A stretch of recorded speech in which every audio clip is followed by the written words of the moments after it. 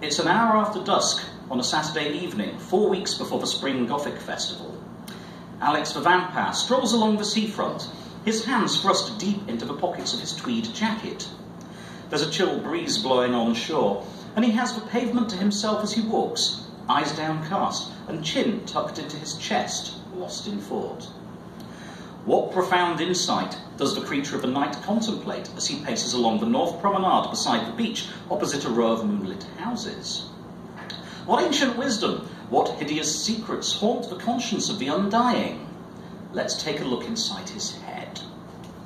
Alex is fretting about his Form P764 Employee Travel and Subsistence Claim, which he will have to fill out once he returns to his cramped room in a local bed and breakfast.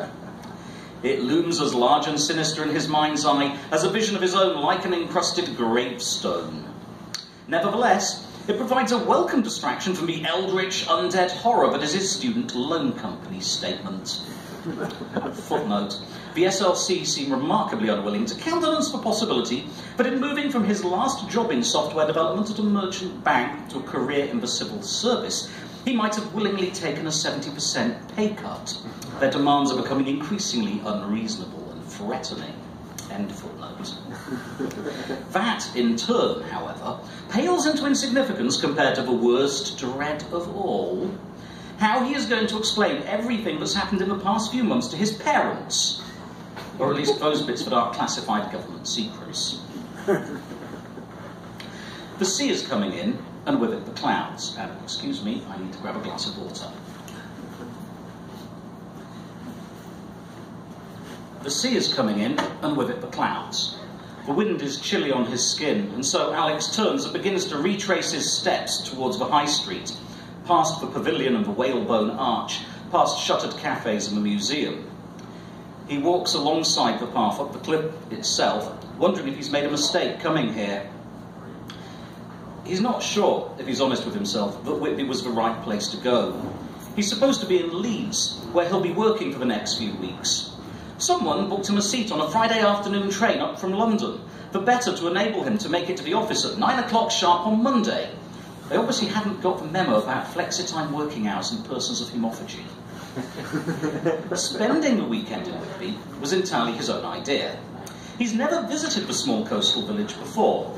Indeed, he only knows about it for two reasons. Whitby is famous from the novel Dracula as the harbour where the ghost ship Demeter comes aground, and, more recently, it plays host to a number of goth festivals, themselves attracted to the village because of its famous fang-infested foreshore. Why Whitby, if not because of the obvious cliché, that Alex isn't a goth? Well, Whitby has one other advantage. It's not close enough to his home city that there's any risk of him running into his parents or younger sister by accident. Whitby, in fact, is Alex's excuse for not being in Leeds while he's not working, and not being in Leeds is his excuse for not visiting his family, and not visiting his family makes it a whole lot easier not to tell them about the V-word, which is an awkwardness he's been grappling with in ever-increasing discomfort for months now, like a zit that stubbornly refuses to burst. The season for goths and their steampunk siblings may not be here yet, but Whitby isn't entirely devoid of the flagrantly ahistorical. As it happens, there's a group of drama students staying in one of the B&Bs on the high street, and as he's passing the door, it bursts open. Alex suddenly finds himself adrift in a sea of Mina Harkers and Abraham Van Helsings, a trio of diaphanously clad brides of Dracula eddying around them. They giggle and laugh at some private joke as they swish past him, bringing a flush to his cheeks. Alex has a bad case of wandering male gaze, a side effect of his monastic upbringing. He's mature enough to find it mortifying, but not sufficiently strong-willed to suppress it in the presence of so much well-displayed cleavage. I say, Alex skids to a stop just in time to avoid colliding with a fellow in white tie and tails, his red satin-lined opera cape glimmering theatrically in the darkness. I say, old man. The fellow doffs his top hat with white gloves. Obnoxiously dedicated to staying in character, he exudes the passive-aggressive politeness and assured self-confidence that suggests it is Alex and not he who occupies the wrong century. Alex fights hard not to take an instant dislike to the fellow as he continues. I don't think I've seen you before. Who are you supposed to be? Alex does a double take.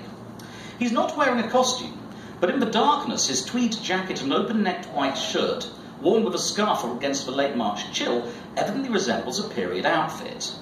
An imp of the manly perverse whispers in his ear, "I'm Quincy Morris," he tells the amateur Dracula, feeling slightly smug about knowing his Stoker, although in truth he just skimmed the Wikipedia plot synopsis on the train over. "Capital," chortles the fellow, "and I am Sir Arthur Homewood, so I suppose that makes us rivals in love for the hand of a delectable Lucy." A twitch of his chiselled chin indicates a robustly athletic student doing her best to portray a consumptive Victorian beauty. "At least until the fiend snatches her away, ha-ha!" "Oh, right. Come, there's no time to lose. We received a report by telegraph," he adds confidingly, "that the fiend has been sighted up by the graveyard. We'd better head straight there." Is Jeremy always this much of a ham? The first bride of Dracula, green hair and a copper nose ring, whispers in the direction of a second, straight-haired blonde, in a crimson corset and several yards of tulle. It's not meant to carry, but Alex can't help overhearing. "Not usually. He was hitting the Red Bull and vodka pretty hard," Bride 2 observes sotto voce. Then she grimaces and adjusts her fangs. "He usually mellows out once he gets his groove." "Follow me," declares the bumptious Arthur Homewood, gesturing theatrically as he strides purposefully up the cliffside path. "Are you coming?" Bride 1 asks Alex hopefully. "I suppose." Alex checks his priorities and rapidly concludes that the alternative is a torrid date with his form P764. "Yes, of course. But I don't suppose you'd mind lending me your jacket. It's really freezing this evening." As they sashay towards the cliff, Alex confesses, even as he strips off his jacket, "I'm not a larper, really. I hope you don't mind." "Oh, nah, that's cool. We're just rehearsing tonight." The green-haired girl pulls his tweed coat on over her bare shoulders. Alex extends his elbow, feeling a rare fit of gratitude to his sister Sarah for having hijacked the living room telly for one too many Regency costume dramas in years gone by. She takes his arm. "I'm Cassie. Who are you?" "Alex." Alex feels himself carried along, out of control, as if he has indeed been abducted by the alien and seductive brides of Dracula. He's not totally unsocialised, but as the product of a single-sex schooling followed by graduate and postgraduate studies in a field of institutional bias, it's worth noting that when you subject a statistically significant sample size of otherworldly male nerds to this treatment, what you end up with is a certain proportion of 24-year-old virgins. It therefore takes Alex a few moments to remember that most people would deal with the current situation by making friendly small talk rather than wigging out. "You're rehearsing for a performance of Dracula for the festival?" he eventually manages. Yes, it's a walking performance." Cassie leans on his arm as they pick their way up the steepening incline. Her hand is warm. "Me, Veronica, and Louise are the brides." Behind the burbly front, she sounds slightly distant, as if rehearsing each sentence inside her own head before she speaks. In the background, Veronica mumbles something inaudible around her fangs. "There's a confrontation in the park, a fight scene in the graveyard. Then we pursue the Count to the ruins of the Abbey for the big climax. It's the whole vampire thing. Very dramatic, very sexy. What brings you to town?" Alex spots her studying him sidelong and his guts clench as he realises that she knows he isn't, in fact, in steampunk drag or here for the goth weekend experience. He's just woefully unfashionable.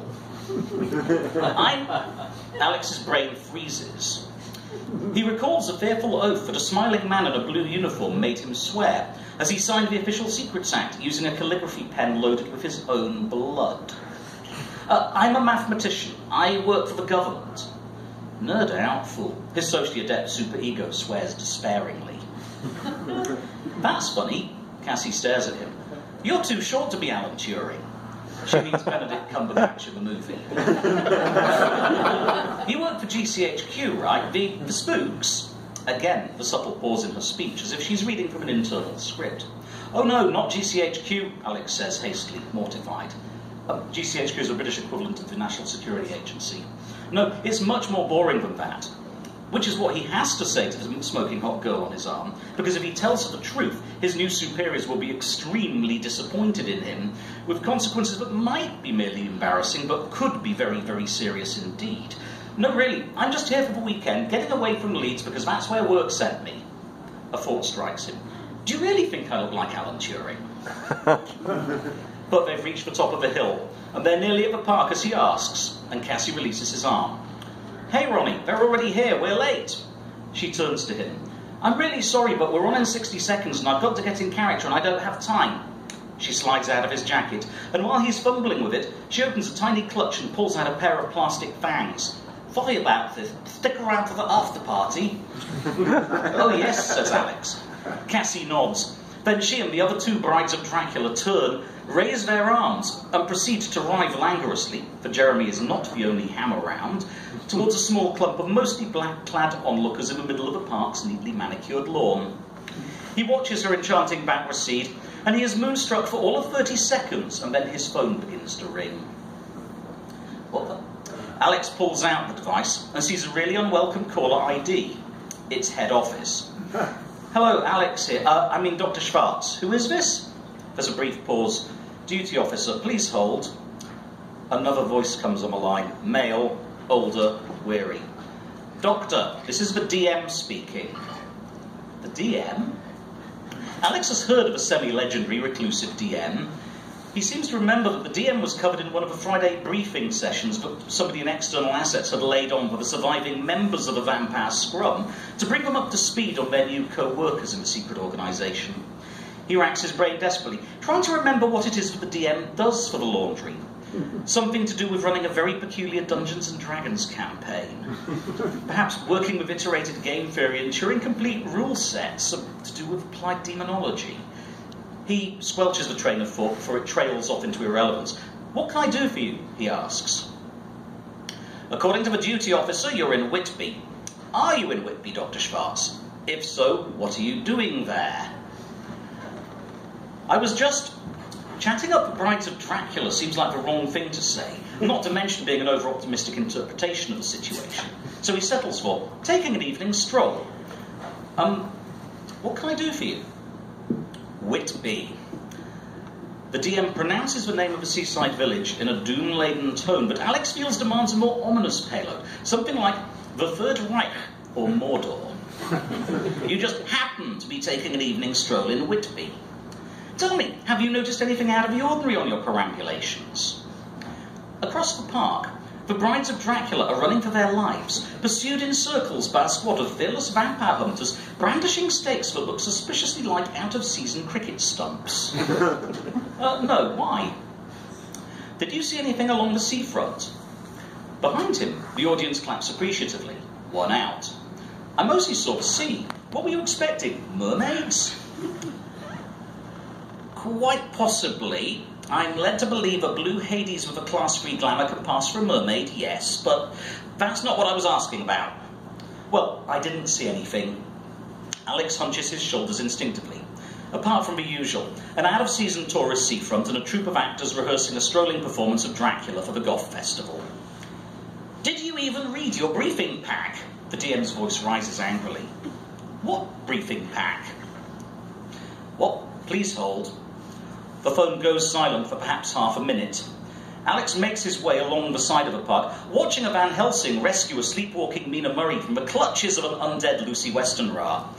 There is no sign of Cassie while he waits for the DM to resume the call. Finally, a tinny throat-clearing sound emerges from his phone. Dr. Schwartz, please accept my apologies. I'm monitoring an operation in your vicinity and assume from your presence on the grid that you were part of it. An operation? Alex shakes his head. I was sent to Leeds for next week. I'm working regular office hours, so I'm sightseeing right now. Because it's the weekend?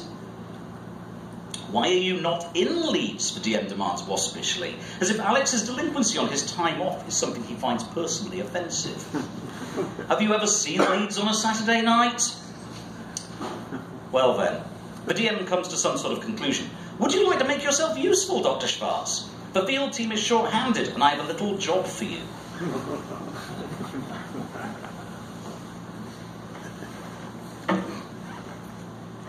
2 hours later, Alex has come to bitterly regret the helpful impulse that made him say yes to the DM's little proposition. Knowing that he's officially on the clock for overtime at pay and a half is absolutely no consolation for being cold, increasingly hungry and footsore, and not getting to hang out at an amateur dramatic troupe's after-party and flirt with Cassie, who, he realises, he will never see again, having failed to exchange phone numbers or Facebook handles on the walk up from the seafront. Stepping out of sequence of a novel, boy is he wrong about this. Facing off with a Form P764 on his lonesome looked like a bad enough way to spend a Saturday night. but the DM has found something worse for him. Whitby is part of a pilot